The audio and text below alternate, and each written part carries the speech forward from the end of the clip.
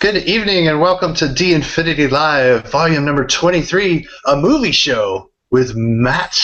Welcome to the show, Matt. Glad to have you on tonight. Hi, glad to be on board. So you're watching the multi-platform, multi-publisher show to entertain and amuse you. Let me go ahead and welcome William Thrasher. Good evening, Will. Hey, it's a movie! It's a movie show. All right, No and one also remembers that song but me, huh? apparently not. Let's also welcome Richard Balsley. Good evening, Richard. Hi. And your cat. Glad to have both of you on the show. So you will notice that one of our members is missing. Of course, Michael Varhola is going on a 3-week cruise and trip to England.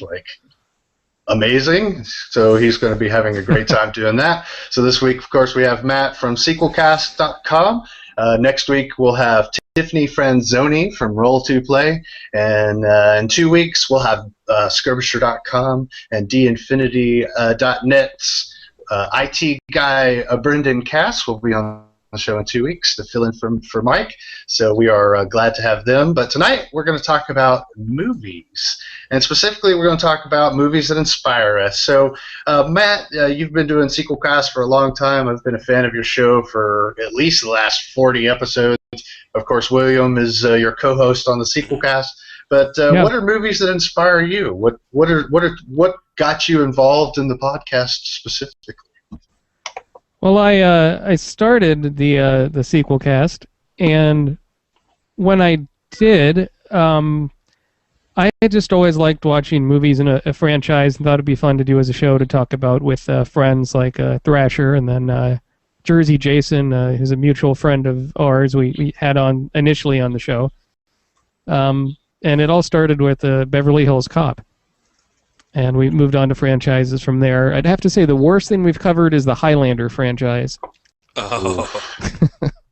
First one's not so bad, but the rest of them are junk. Yeah. Oh, it just gets worse as you go on with those. But, right now we're looking at, we're about to start looking at some of the Wizard of Oz movies, so those are pretty fun.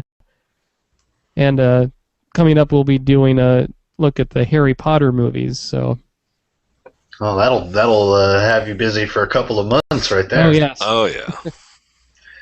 So what are some movies that inspired you to get where you are today? Are there specific films that you've seen in your past that got you motivated to do something better? One film that motivated me, Robert, was The Seven Samurai by Akira Kurosawa. A Japanese film, and it was basically remade in English as the Western The Magnificent Seven. Sure. And I'd read about this over the years, and I finally saw it when I was in high school, and it's a 3-hour black and white Japanese film with subtitles. And it took a little bit to get into, but I just really enjoyed the story, and it kept all the characters interesting. And that's tough to do when it's a movie about a group of 7 main characters. I mean, look at the X-Men movies.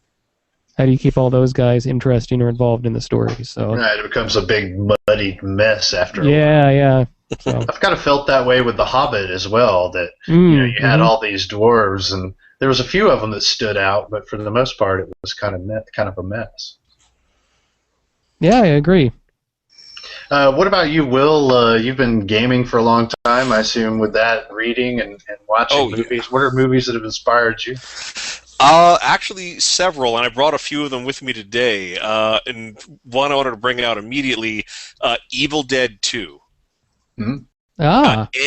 Anytime I am running a horror or Call of Cthulhu type scenario, Evil Dead 2 is the movie I go to for my inspiration. It's got a perfect structure, perfect mix of characters, a perfect number of horrible fates, and it has the ending I always try to have for those kinds of scenarios or campaigns, where someone has to die to save everybody else, but there's still only one survivor. And they're very much the worse for the wear.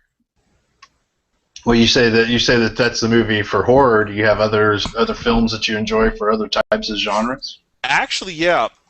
Every summer, my LARP group, Kettlefish Productions, we premiere a new Fading Suns event. Fading Suns is a space opera, and I have a tradition that before I write the summer's new Fading Suns event, I watch, and this this is kind of cheating. It's movie length, but it's technically not a movie. I sit down and I watch the Doctor Who story, The Reboss Operation. And the reason I do this is that this episode has absolutely everything I love about space opera and space fantasy executed flawlessly. It's got scheming nobles, it's got con men, it's got people trying to buy and sell planets, it's got mysticism, it's got people in rubber monster suits, and it's just a damn good story. That's very interesting. I wouldn't expect a Doctor Who episode to be that, especially an older one, to be that over the top and amazing for space opera. Well, I mean, this is Tom Baker at his best. This really is a high point for the series. And how about you, Richard? I know you're a big movie buff and have read a lot. What are some of the movies that have inspired you over the years? Well, some of them are, I don't know if you would consider them worth mentioning, but like a lot of them, from my childhood, and I mean they're really horrible films, and of course I own them because they're horrible films, and they have so much memories tied to them. But there would be films like Kroll. Yes. Oh, sure. I mean, as terrible as that is, it's still fun to watch. I mean, it's got a classic D&D structure for adventures. I mean, if you look at how it is, complete with the WTF moments where you find out that it's not magic but technology. And if you look at some of the Blackmore adventures, I mean, that's essentially what they are. Then there would also be Tron. I mean, it's a classic film for if you want to get some idea of what it would be like to play in a cyberpunk world where you have a grid structure. That's probably the go-to movie. I mean, and mostly because of the imagery, even though the story itself wasn't that great. And Dragon Slayer. That's definitely a classic, yeah. Because that's on my list too. So yeah, I mean, if we had to throw in a western to the mix, because I add elements of westerns, especially to science fiction, I would have to say The Good, the Bad, and the Ugly. Yeah. I've had Good, Bad, and the Ugly is one of my favorite movies. One that really inspired me growing up is Hellfighters, the John Wayne movie. About the firefighter team, the Red Adair. Red Adair is from Houston, Texas. Coot and Boots, which is the company that he created to fight fires, is here in Houston. So it's always been kind of a local legend for me. So I gained a lot of that kind of tough, manly man idea growing up from that movie. Another more modern example is American Beauty. Last week on my movie show, which is called the Movie Nerds Podcast, we talked about American Beauty, and to me, there's no better movie, and it always sort of gets me in the mindset of writing dialogue, because that dialogue in that movie is so crisp. The writers were so amazing, and they put it all out on the page, and it really helps me when I want to write well. But even like other stuff we've talked about before, like Star Wars. The Star Trek movies; those are all big movies that have inspired me over the years. Will, I know we talked about Star Wars on the SequelCast. Yep. We talked about it kind of extensively. I'm going to talk to Matt about it as well. But what are some of your favorite Star Wars things, moments or bits from the past that have led you to here? I guess I love I guess more than anything else in Star Wars, I love the droids. I love R2-D2 and C-3PO. Mm-hmm. I love the idea of these two hapless individuals that are surrounded by the most amazing conflicts in the galaxy and do get to participate in those conflicts, but in these like weird, interesting ways. Whenever I think of like a tabletop role-playing game where there's like a disparity between the power levels of characters, right. I always think of Han Solo and Luke Skywalker versus the droids, and how the droids are still useful and indispensable, and that if you're ever dealing with a game where you have people operating at different power levels, you still want to give everybody a chance to shine, like R2-D2 and C-3PO. Right, and I love the droids too, even when they're on the back of a Wookiee. Matt, how about you? We talked about Star Wars. What were some of your favorite Star Wars moments? I guess if I had to pin down one favorite moment from all 6 of the films, it would be from the very first film, Star Wars: A New Hope, where it's the scene where Luke Skywalker's walking out of his home on Tatooine, watching the 2 suns rise as the music plays in the background. I think that's a very powerful moment. It can mean a lot of different things, depending on how you look at it. It's a very iconic scene. Very iconic, yeah. So. Yeah. And you've done a lot of SequelCast, over 100 episodes. Is that right? Yeah, that's right. Yep. And out of all of those, what was your absolute favorite movie that you watched on SequelCast? I'd almost have to look to see what we've done. I had a lot of fun going back looking at the Kevin Smith movies. We looked at the Jay and Silent Bob films because that's what the listeners voted off of your choice, Robert Groover. That's exactly right. You put that on the poll at the Facebook page, and it was a lot of fun to see. I haven't seen those movies, since I was in high school or college. So revisiting those as a slightly older person was pretty rewarding for me. Yeah, I found that true as well. I didn't get turned on to Kevin Smith until I was well into my 20s. From my wife, of all people, she had seen Clerks very early on, so I kind of had only the view of it from the kind of late 20s stoner sort of view. So it was very much fun to listen to you, and we'll talk about those movies. And I'm really glad that my vote won on that. That was great. Oh, great. So let's do a little promo stuff here. Remember, you can always find us on Facebook.com/DInfinityLive. That's the best place to get all the information for the show. We update that very, very often. You can also find us on Twitter @DInfinityLive, and you can email us live@d-infinity.net. Also, make sure to check out d-infinity.net. This week, we have lots of great content up on the website, so make sure to check it out. Lots of new things coming up, so we're very excited about that, so make sure to check it out. Now I want to talk a little bit about what's coming out this summer. We have a whole slew of movies, so I'm just going to bounce it around. We're going to start with Richard. And Richard, tell us a couple of movies that you're looking forward to this summer, and why those are important to you. Well, let's see, Iron Man 3, because it just looks awesome. I mean, I hope they don't screw it up. That's how I feel about Ender's Game. Yeah.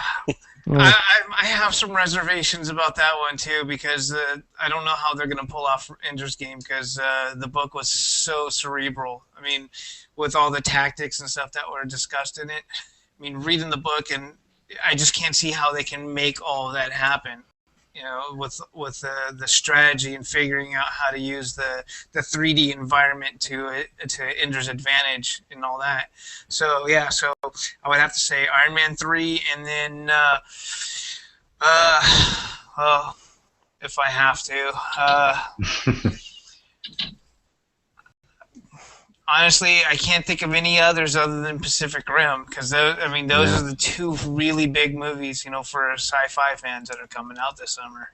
Yeah, Pacific Rim is kind of, for those that don't know, it's giant monsters rise from the sea, and the humanity creates giant robots to fight them. And take the 3 minutes and go on YouTube and find the trailer and watch it. It's absolutely brilliant. For those watching in the archives, it'll be in the links below. Actually, take 9 minutes. You're going to want to watch it 2 more times. Yeah, it's so awesome on so many levels, and it's like pure popcorn. That's all it is.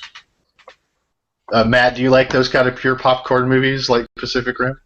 I do. It'll be curious to see how it does. It's not attached to a name like Transformers.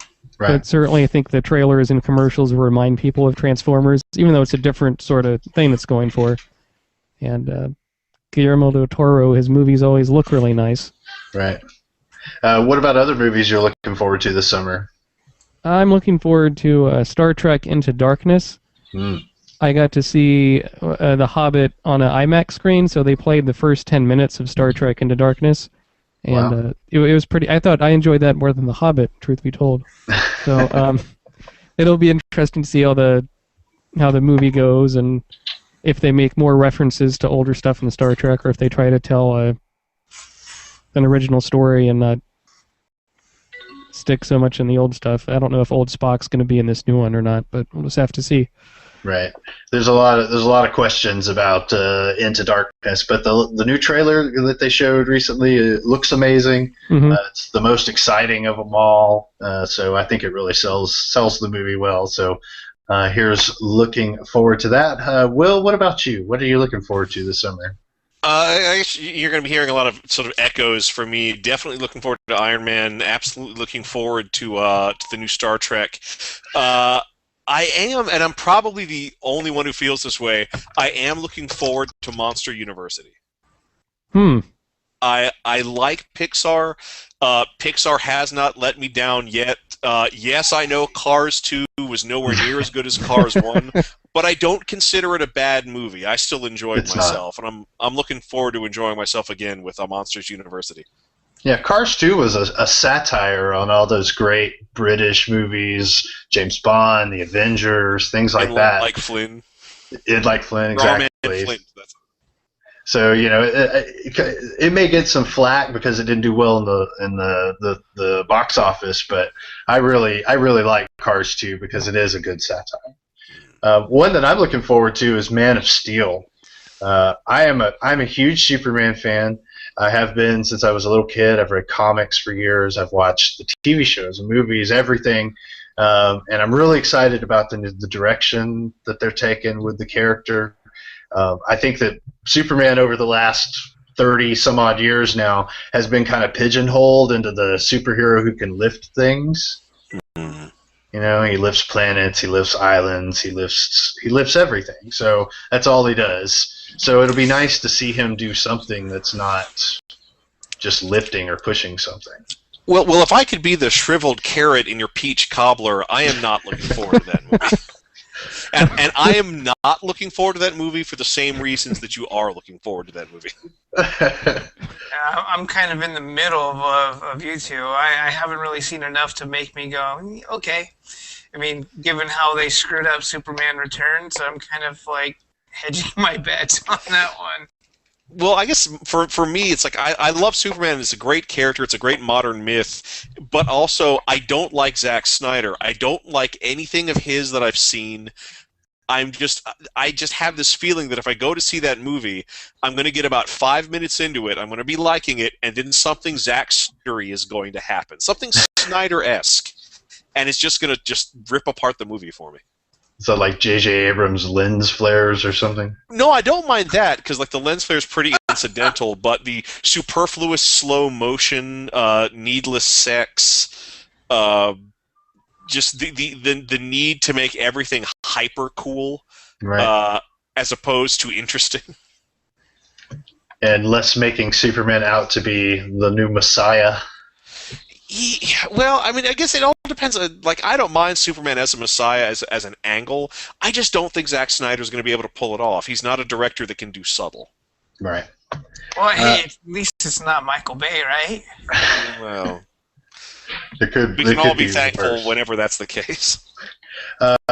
Matt, there's another great movie coming out this summer that I'm personally looking forward to because I love Hugh Jackman as Wolverine.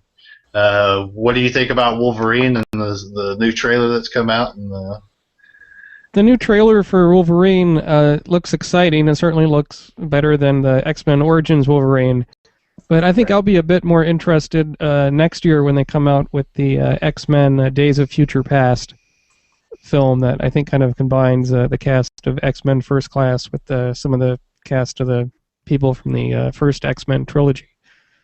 And I believe the Days of the Future Past storyline was actually something that went in the comic. Does anybody read X-Men regularly by chance? Just out of curiosity, I guess not. But I am excited about Wolverine. I love Hugh Jackman. I love the Wolverine character. I didn't like Wolverine Origins, but I did like all the X-Men movies, so I'm very excited about that. One that I was actually talking to my boss today about was the Lone Ranger. He's a big fan of the Lone Ranger, the kind of the previous shows and stuff, and but he is not a fan of Johnny Depp as Tonto. Anybody else looking forward to Lone Ranger or have a problem with Johnny Depp and Tonto as Tonto?